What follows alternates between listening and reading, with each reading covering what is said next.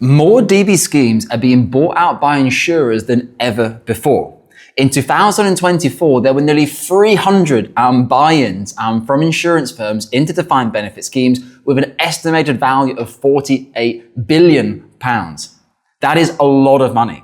This is being referred to as a gold rush at the moment between DB schemes looking to take advantage of very favorable DB pension surpluses right now. I've done a couple of videos on this topic already on the channel, which I think is really interesting. Now, what I want to explain for you is what is the difference between a buyout and what is the difference between a buy-in, and should you be looking to transfer your pension before something like this happens inside your defined benefit scheme?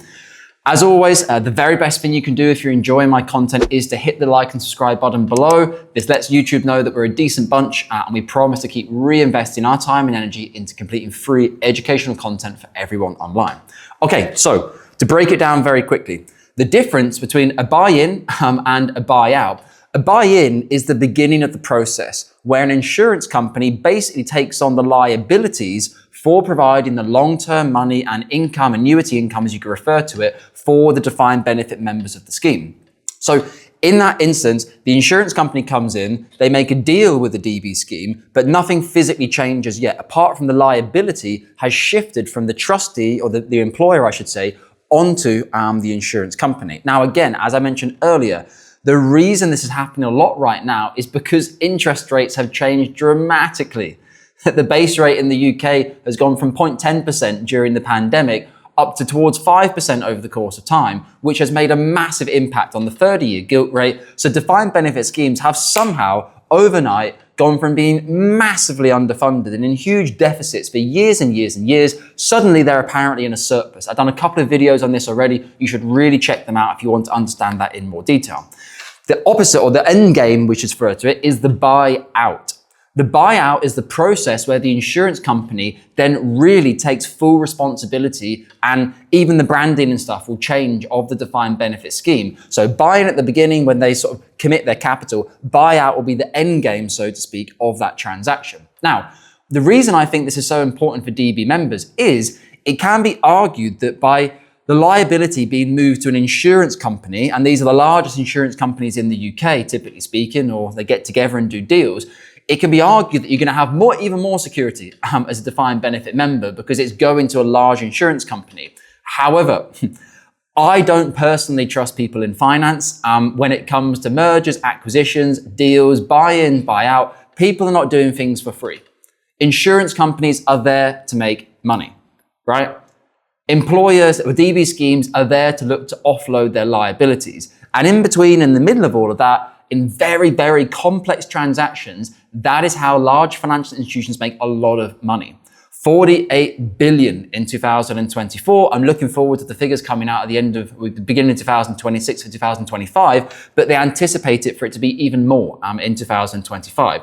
When there is so much money and deals and things sloshing around, there's a very good reason that in the UK, the FTSE, around 23% of it is made up by financial firms. That is even bigger over the pond in the US, where it makes up around 13%. The UK economy is basically reliant upon financial services. Whether you like them or not, whether you think bankers are the worst thing on the planet, whatever, you have to appreciate that in the UK, without financial services, the UK is gone. They would have an absolute nightmare from a banking perspective in the UK, but also from a deficit perspective of what the government owes. It simply wouldn't be able to function if you remove the financial sector from the UK economy.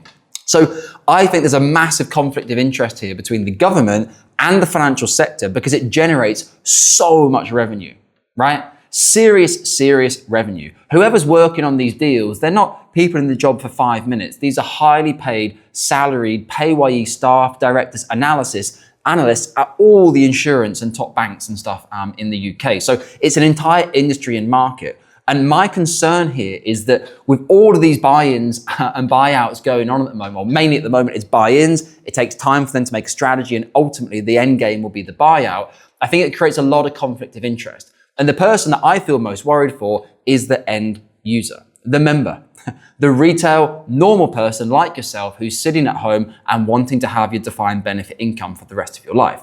Now, again, in this video, I must stress, I'm not saying that because there's buy-ins and buyouts going on, it means you need to transfer out of your defined benefit scheme. But what I am saying is you need to understand. And if you want to understand what's currently happening at your scheme, is there a buy-in on the horizon? Is there a buyout? Has there already been a buy-in? Get in touch with us here at Cameron James to understand. We're not a bad bunch here. We don't charge for any of our initial conversations. Give us a call, drop us an email, use the calendar link below. Just get in touch and start a relationship. The majority of our clients, if they're looking or considering to transfer out a DB as part of a 2-advisor model, most of them have been doing the research journey for 6, 12, 18, 24, 36 months. I spoke with one of my clients yesterday. He's been doing the research journey for over 3 years, and we're currently in the process of getting his CETV.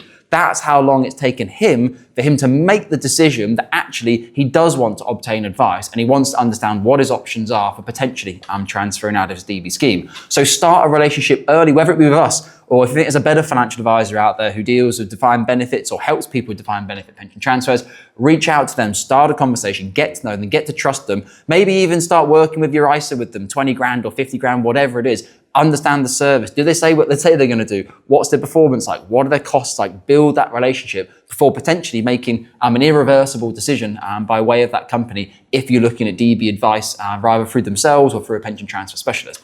Right, back to the point. So this is very, very concerning, I think. And I think that for members, people do not know what goes on at the high level of their schemes because it's extremely complicated. Now, one thing I'm doing, I'm going to break it down a little bit easier for you in a report that I found online, which I think is very clear and simple and quite easy for people to read. So I'm going to go over here.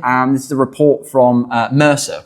It's called the Mercer Global Pension Buyout Index. Now, if we go down to page 8, it talks about the UK, and it has some simple data here for you to read through. As I already mentioned, Insurers' 2024 results were released early in 2025 confirmed that 2024 saw close to 300 buy-ins completed, a new record of total volumes of 48 billion, I should say. The number of buy-in transactions is predicted to exceed 300 for 2025, with the number of participating insurances at an all-time high. Now, if you scroll down a little bit further, we can see some of the big deals that happened over that period of time. But also, if you look at the bottom, you can see the regulatory update. The Prudential Regulation Authority continues to actively monitor the bulk annuity market and has issued a Dear CRO letter to life insurers addressing the use of solvency-triggered termination rights. Okay, bit of terminology in there. You might be getting lost already. In BPA contracts, flagging operational and financial risks if clauses are activated under financial stress. Firms are advised to review current BPA contracts containing STTRs and assess risk management procedures. Okay, perhaps not as easy to understand as I said a moment ago, but again, this starts to highlight to you that unless you understand all of this and you know what's going on, if you have a £100,000 CETV or £500,000 CETV or £1 million CETV, whatever you have to understand this is one of your largest assets. Now, if you remain in your DB scheme for the rest of your life, that might be brilliant for you, might be the very best thing for you, but understand what is going on inside your scheme, what a buy-in is, what a buy-in out, and how it relates to your pension scheme itself. The pensions regulator has issued guidance in 2025 encouraging trustees and sponsors to explore a broader range of endgame strategies. This is basically, in my opinion, the pensions regulator saying, whoa, everybody's rushing to the door to do this insurance buy-in and eventually the endgame buyout plans. Could we have a little bit more diversification here? Because you don't want concentration of risk. The government is also considering reforms to surplus extraction rules, which I've spoken about here on the channel already. You can go and watch the video. Very, very important to understand. Potentially enabling schemes to access surplus prior to wind-up. This may have an impact on the appetite and timing of certain schemes engaged in the bulk annuity market, but longer-term levels of demand are unlikely to be materially reduced. Now, you can have a read through the rest of that report. It looks at other countries in the world as well. But from a UK perspective, you need to understand what's happening. If I had a CETV or I was lucky enough to have a CETV or worked hard enough to have a CETV worth £1 million, I would want to know what is happening with my scheme. Is there a chance of a buy-in, buyout? Has something already happened? It's a really, really important part of you looking after your finances. Because I always say, nobody is going to look after your money better than you. All right. If you work with us here at Cameron James, we will do a sterling job of looking after your money. But ultimately, you have to look out for yourself. You have to look out for what your retirement is going to look like. And personally, I do not think we can ever trust big organizations and big government policy to protect members or end users. I think there's always a bit of a revolving door in politics between big business, what creates corporation tax, and what keeps the UK economy going, even despite with the massive deficits at the moment. How does the Exchequer get money in from companies, and how do we keep the country going in terms of the money that's required to fund all of the services that we use, NHS, transport, etc. So as always, my advice to everyone is to take care with UK pension assets.